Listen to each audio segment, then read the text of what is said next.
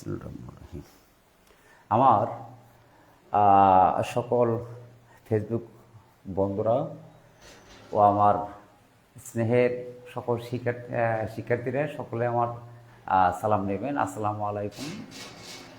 আজকে আমাদের আলোচনার বিষয় ছিল টেন্স। তবে হ্যাঁ, টেন্সে আলোচনা করব, তার মধ্যে অন্যতম একটা গুরুত্বপূর্ণ টেন্স নিয়ে একটা আলোচনা করব, সেটা হলো প্রেজেন্ট কন্টিনিউয়াস। তো শুরুতে আমরা প্রেজেন্ট কন্টিনিউয়াস টেন্সের কিছু বিষয় নিয়ে কথা বলবো। সেটা হলো প্রেজেন্ট কন্টিনিউয়াসের স্ট্রাকচার, প্রেজেন্ট কন্টিনিউয়াসের শর্ত, এই বিষয়গুলি নিয়ে আগে আমরা আলোচনা করি। তাহলে প্রথমে চলেন প্রেজেন্ট কন্টিনিউয়াসের স্ট্রাকচারটা আগে নিয়ে আলোচনা করি। প্রেজেন্ট কন্টিনিউয়াসের স্ট্রাকচারটা, তার মানে গঠনটা হচ্ছে গঠনটা একটা গঠনই সাবজেক্ট প্লাস ভার্বের সাথে, মেন ভার্বের সাথে আইএনজি, সাবজেক্ট প্লাস এম অথবা ইজ অথবা আর প্লাস মেন ভার্বের সাথে আইএনজি প্লাস অবজেক্ট অথবা কমপ্লিমেন্ট অথবা এক্সটেনশন এই হলো প্রেজেন্ট কন্টিনিউয়াসের একটা মাত্রই structure. Subject plus M ইজার plus মূল ভার্বের সাথে আইএনজি প্লাস অবজেক্ট অথবা কমপ্লিমেন্ট অথবা এক্সটেনশন, এটা হলো প্রেজেন্ট কন্টিনিউয়াসের একটা মাত্রই স্ট্রাকচার। তো স্ট্রাকচারের ব্যাপারটা, গঠনের ব্যাপারটা গেল।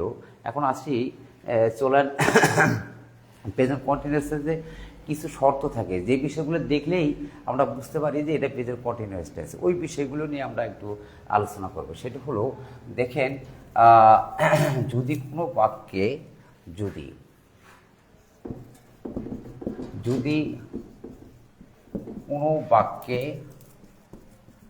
কোনো বাক্যে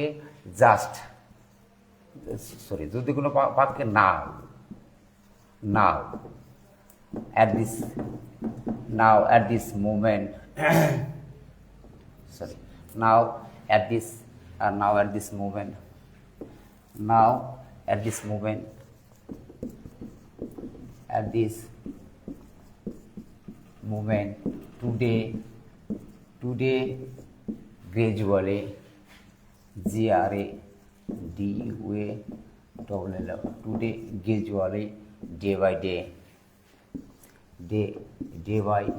today gradually day by day now at this moment today gradually day by day at present দেখেন, যদি কোনো বাক্যে এই যে now at this moment today gradually day by day at present থাকে তাহলে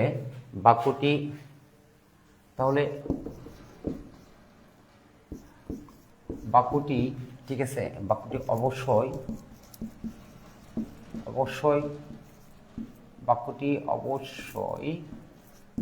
প্রেজেন্ট কন্টিনিউয়াস হবে। বাক্যটি অবশ্যই প্রেজেন্ট কন্টিনিউয়াস,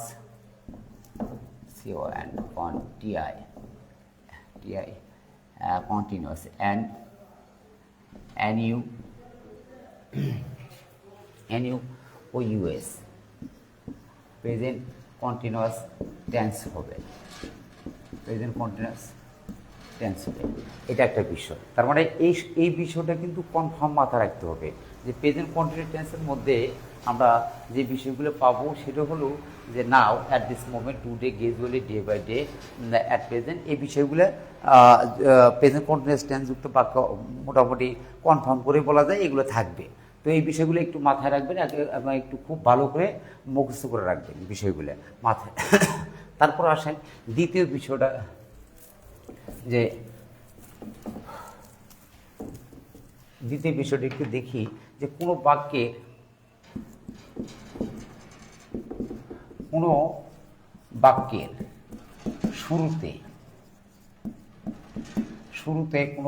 শুরুতে see plus sign of exclamation, এক কথা হলো সি প্লাস এক্সক্লেমেটরি সাইন, তারপরে লোক, LWK লোক লোক প্লাস সাইন অফ এক্সক্লেমেশন থাকে, যদি কোনো বাক্যের শুরুতে, ঠিক আছে, see plus sign of exclamation, look plus sign of exclamation থাকলে তাহলে বাক্যটি প্রেজেন্ট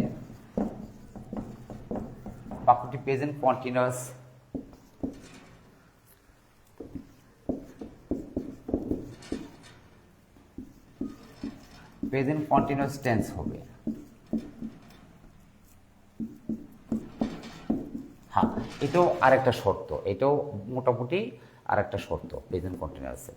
তো প্রেজেন্ট কন্টিনিউয়াসের আরেকটা বিষয় দেখি আমরা, সেটাও গুরুত্বপূর্ণ, যে নিকটতম ভবিষ্যতে বা নিকটতম সময়ে, নিকট মানে খুবই নিকটতম, এক কথা হলো যে খুবই নিকটতম সময়ে বা ভবিষ্যতে, খুবই নিকটতম সময়ে বা খুবই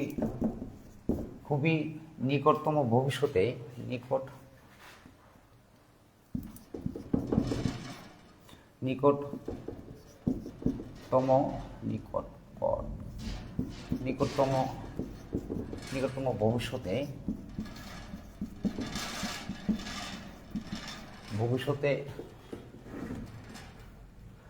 ভবিষ্যতে কোনো কাজ হতে যাচ্ছে, বা কোনো ঘটনা ঘটতে যাচ্ছে, বা কোনো ঘটনা হতে যাচ্ছে,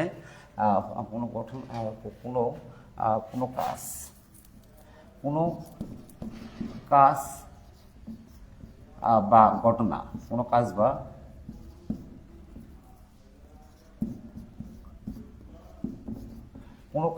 বা ঘটনা হতে যাচ্ছে,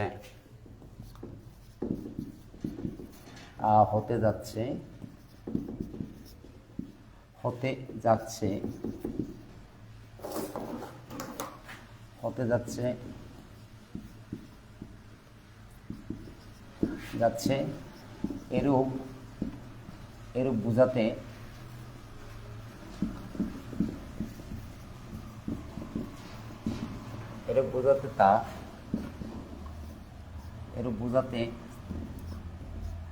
বোঝাতে তা প্রেজেন্ট কন্টিনিউয়াস।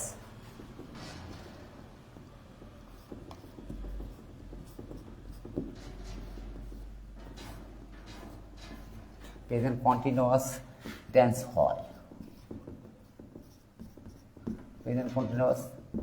হয়, সেক্ষেত্রে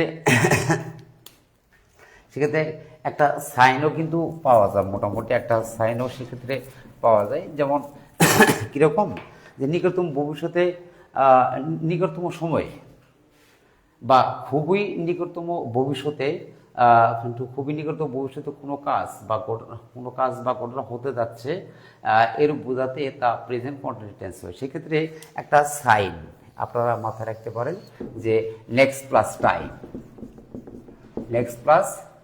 টাইম দিয়ে একটা সময়ের সংকেত থাকবে। কীরকম, যেমন ধরুন নেক্সট ডে, নেক্সট উইক,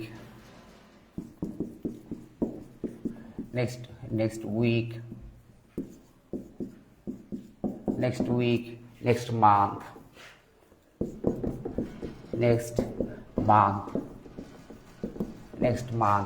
অথবা বললেন যে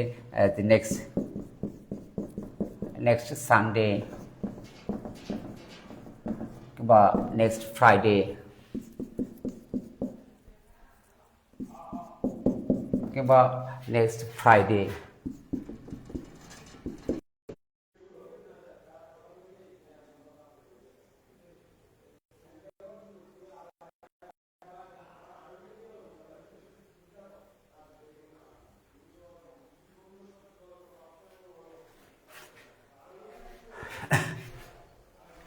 কিংবা টুনাইট, NIGHT, টুনাইট বা tomorrow, U M O double tomorrow, tomorrow ইডিসি, হ্যাঁ টুংরু থাকবে। ঠিক আছে, তার মানে নিকটতম, খুবই নিকটতম সময়ে কোনো ঘটনা ঘটতে যাচ্ছে বা কোনো কাজ হতে যাচ্ছে এর বোঝাতে সেটা প্রেজেন্ট কন্টিনিউয়াস টেন্স হবে। আর সেক্ষেত্রে বাক্যে কীরকম একটা সাইন থাকবে, সেটা হলো যে নেক্সট প্লাস টাইম, সেটা এরকম হবে যে নেক্সট ডে, নেক্সটের পরে ডে একটা টাইম, নেক্সটের পরে উইক একটা টাইম, নেক্সটের পরে মান্থ একটা টাইম, নেক্সটের পরে সানডে একটা টাইম, নেক্সটের পরে বলা যাচ্ছে ফ্রাইডে একটা টাইম, তারপর টু নাইট, টুমরো, এই যে এরকম সাইনগুলো থাকবে। তো সেগুলোতে থাকলেও আপনি ধরে নিতে পারবেন যে এটা প্রেজেন্ট কন্টিনিউয়াস টেন্স হচ্ছে, এটা প্রেজেন্ট কন্টিনিউয়াস টেন্স হচ্ছে। তো চলেন এবার বাক্যে আমরা একটু দেখি আর প্রয়োগ দেখি, বাক্যে বিষয়গুলো একটু প্রয়োগ দেখি। অটোমেটিক অলরেডি কারেন্ট চলে গেছে, আর বাংলাদেশের কারেন্টের যে অবস্থা কখন যে চলে যায় সেটাও ঠিক আছে, কিচ্ছু বোঝা যায় না, এই একটা অবস্থা। যেমন ধরুন আমি একটা বলি বাক্যে, এখন বিষয়গুলো একাধারে বোঝাই দিচ্ছি আমি বাক্যে। যেমন হি রিড এ বুক নাও। বাক্যে নাও আছে না, এই যে নাও থাকার, শুধুমাত্র নাও থাকার কারণে আমরা বুঝতে পারলাম বা কনফার্ম হলাম যে বাক্যটা কী হবে, প্রেজেন্ট কন্টিনিউয়াস টেন্স, বাক্যটা একাধারে ব্যক্তি নাও। আবার যদি বলি এরকম বলি যে দেখো, এবার বলি যে they dash go to Dhaka, they go to Dhaka today they go to Dhaka today. এই যে টুডে থাকার কারণে বাক্যটা কী হয়ে গেল, প্রেজেন্ট কন্টিনিউয়াস টেন্স হয়ে গেল। তো আবার যদি বলি আমরা 3 নম্বর বাক্য বলি যে we dash eat rice now at this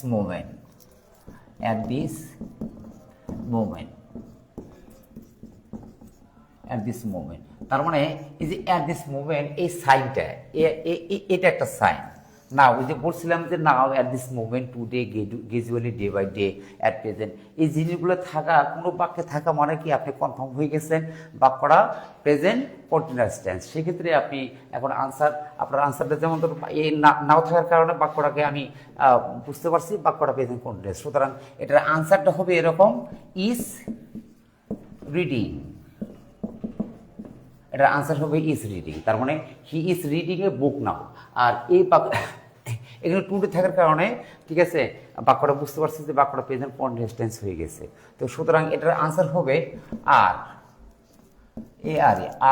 going, GOING, are going.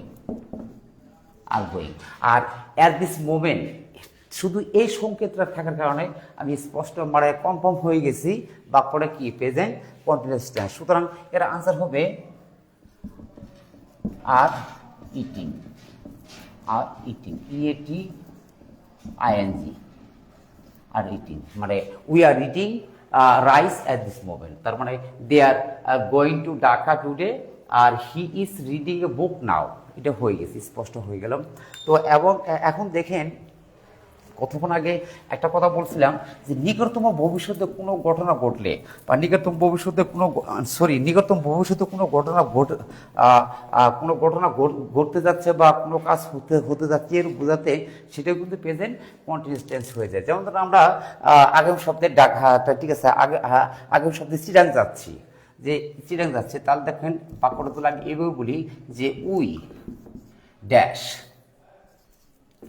Go to Chittagong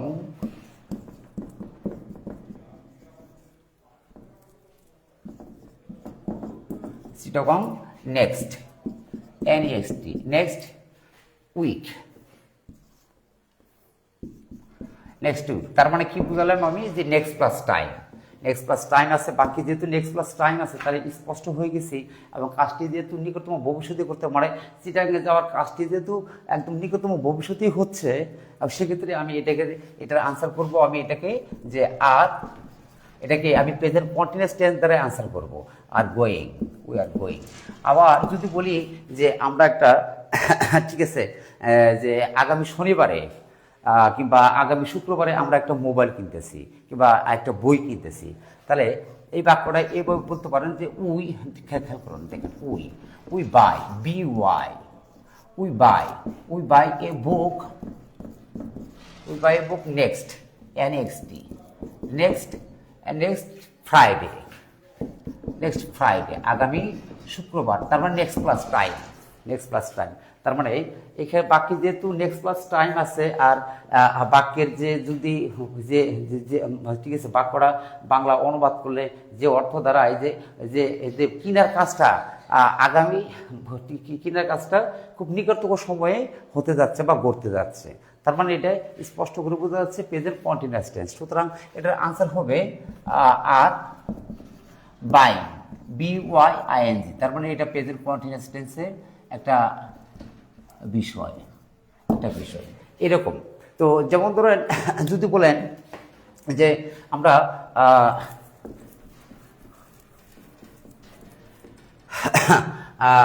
আগামীকাল ঠিক আছে ঢাকা ছেড়ে চলে যাচ্ছি, তাহলে যেমন ধরুন বলেন ও 4 নম্বর, অথবা সে আগামীকাল ঢাকা ছেড়ে চলে যাচ্ছে, তাহলে 3 নম্বর বাক্য যদি বলি আমি যে হি ড্যাশ লিভ, LEAVE, ঠিক আছে, LEAVE, হি লিভ, ঠিক আছে, ঢাকা টুমরো, TOMORRO, তার মানে নিকটতম ভবিষ্যতে বা খুব কাছাকাছি সময় কোনো কাজ হতে যাচ্ছে বা করতে যাচ্ছে এর বোঝাতে, সেটা কিন্তু অবশ্যই প্রেজেন্ট কন্টিনিউয়াস টেন্স হয়। এবং সেক্ষেত্রে এ বাক্যে কিন্তু একই, যে যাওয়ার মানে ঢাকা ছেড়ে যাওয়ার কাজটা কিন্তু ঠিক আছে কালকে হচ্ছে, তার মানে খুব নিকটতম সময়েই হচ্ছে বা নিকটতম ভবিষ্যতে কাজটা করতেছে, সুতরাং এটা প্রেজেন্ট কন্টিনিউয়াস টেন্স। তো সেক্ষেত্রে আমরা এটার আনসার করব is living. Present continuous answer করলে ওই যে অ্যামিজার, ঠিক আছে, প্লাস মূল ব্যবহারের সাথে আইনি যুগ, এরকম একটা ব্যবহার তো থাকবেই টাক্সারের কাজ। তো এই হলো ব্যাপার। আরেকটা বিষয় সেটা হলো যেমন ধরুন যে সি লুকের বিষয়টা তো দেখালাম না।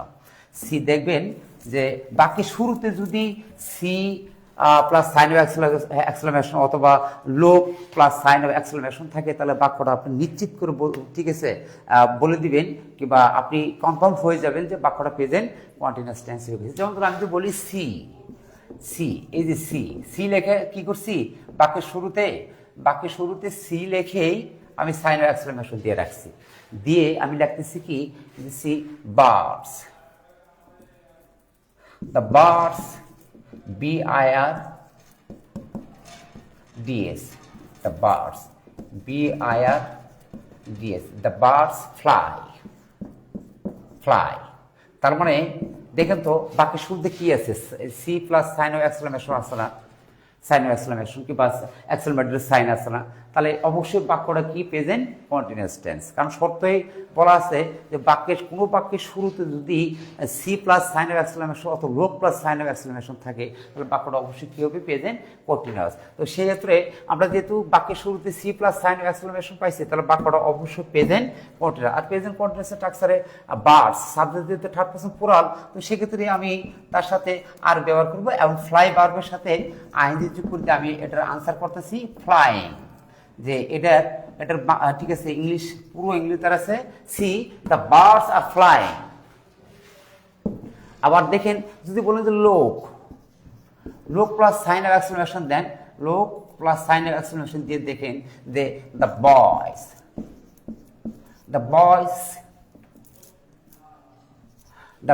ঠিক আছে, the boys singing, the boy sings, ঠিক আছে, দ্য বয় সিং। তাহলে এক্ষেত্রে আপনাকে যেহেতু বাকি শুরুতে লোক প্লাস সাইন অফ এক্সক্লামেশন আছে, সুতরাং বাক্যটি অবশ্যই প্রেজেন্ট কন্টিনিউয়াস টেন্সে হয়েছে। সেক্ষেত্রে এটার আনসার হবে, যেহেতু বয় সাবজেক্ট থার্ড পারসন প্লুরাল হয়ে গেছে, তো সেক্ষেত্রে আমি এটার আনসার করব আর প্লাস মূল ভার্বের সাথে আইএনজি, SING, তার মানে এটার মূল বাক্যটা বা মূল আনসারটা কথাটা হচ্ছে লোক দ্য বয়েজ আর সিঙ্গিং। দেখো ছেলেগুলো কি সুন্দর গান গাচ্ছে, এটাই ছিল তার বাংলা। তো যাই হোক, আজকে এ পর্যন্তই। তো সবাই ভালো থাকবেন, আর যেহেতু কারেন্ট নাই সেক্ষেত্রে আমার মনে হয় ক্লাসটা তেমন ভালো হয় নাই। তারপরেও বুতুটি তো আমার তো আর হয় নাই, বুতুটি আমার কিসে, মানে কারেন্ট গেলে তো আমি আর কিছু করতে পারবো না। তো তারপরেও আমি চেষ্টা করছি। তো সবাই ভালো থাকবেন, আল্লাহ হাফেজ। আবার দেখা হবে আগামীকাল রাত 8:30টায়, আল্লাহ যদি বাঁচিয়ে রাখি সে পর্যন্ত আর কি। তো সবাই ভালো থাকেন, আল্লাহ হাফেজ।